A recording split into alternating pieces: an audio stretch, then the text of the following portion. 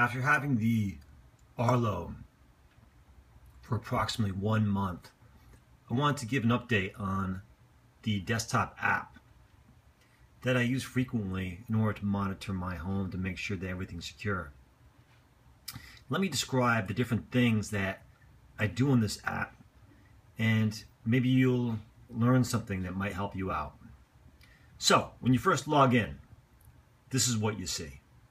You see each of your cameras. Now, you'll notice that in these cameras you don't see any motion because the cameras are not working unless you either have some kind of motion detected or you click on a button in order to see what's going on in your house. So for example, if I want to see what's going on in the camera that's in the front of my house, I could be at work and go to this desktop app, click on that link and see what's going on. You'll see that there's night vision. It's nighttime right now and I don't see anything going on except a bunch of bugs flying around. So I got this for each of my cameras. The setting here, let's see, I'm highlighting my cursor over the cameras. So now I'm going to highlight the library. This shows the videos that I've got recorded because of motion detection. And you'll see here that there's a calendar. So I can see the videos that were recorded in each day. And I go ahead and delete the videos I don't want anymore. So usually on a daily basis, I'll go take a look at the videos and just go ahead and delete them. So you see that in the course of a day, I've got a lot of videos, mostly from the front, because there's a whole lot more action going on in front of my house. Because unfortunately, when people walk by my house, the camera goes off. But I can't change the setting such that it avoids recording in that instance because I want to make sure I don't miss any recordings too.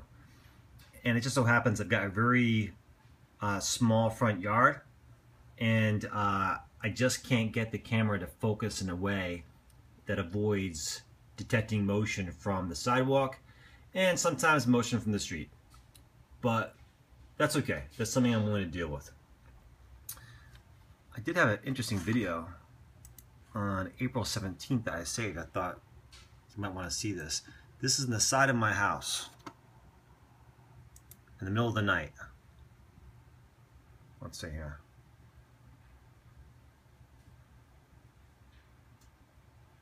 I showed this to one of my sons. He thought it was an octopus, but it was just a spider. Okay, so let's take a look at something called mode. So under mode, this is an interesting feature. You can go ahead and arrange to have motion detection only operate during certain hours of the day and certain days. So some people choose to have motion detection only go off, let's say during the day while they're not at home, and then at night they might have it off. That might be a way for someone to reduce the battery usage on their device. Or maybe they'll set up some kind of rule that some cameras are operational during some hours and some cameras are not. So it's nice to have that kind of flexibility. In my case, I simply have all my cameras working all the time. That keeps things simple for me. Under settings, there's different settings I've got these modes set up where the cameras are operational and are activated during motion. That's the way I've got it set up right now. So my mode right now is set up for all motion on, and you can create your own modes. Something called rules. The rules are settings that you can set up for each of your cameras, and the setting is essentially to make the camera more or less sensitive to motion. So if you click on fewer videos, your camera will be less sensitive to motion, and if you have it for more videos, it'll be more sensitive. So if you have the settings set to 100%, the thing will go off all the time with even the slightest little leaf moving on a tree. However, with fewer videos, some guy might walk in front of the camera and perhaps no video gets recorded. So you really need to play around with that to see what kind of setting works best for you.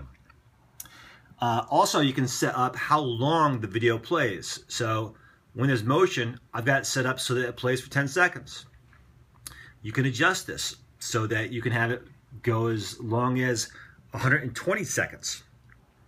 So you really have to do what works for you, and keeping in mind that the more frequent the cameras go off and the longer you have the cameras record, the shorter your battery is going to last. Okay, what else can I share with you guys? Under camera settings, you can arrange to have the camera pan and zoom if you see fit to get closer to some image, if that makes sense for you. You can arrange to have the camera optimized, which balances video quality and battery life. You could choose best video, which has the highest quality video, but it may reduce battery life. And then you've got the best battery life, which may reduce video quality. So I think that's really the core of the things that you'll need to know when you want to work on this desktop app. I've really enjoyed using it. I've had this device for approximately a month, and I'm very happy with my purchase.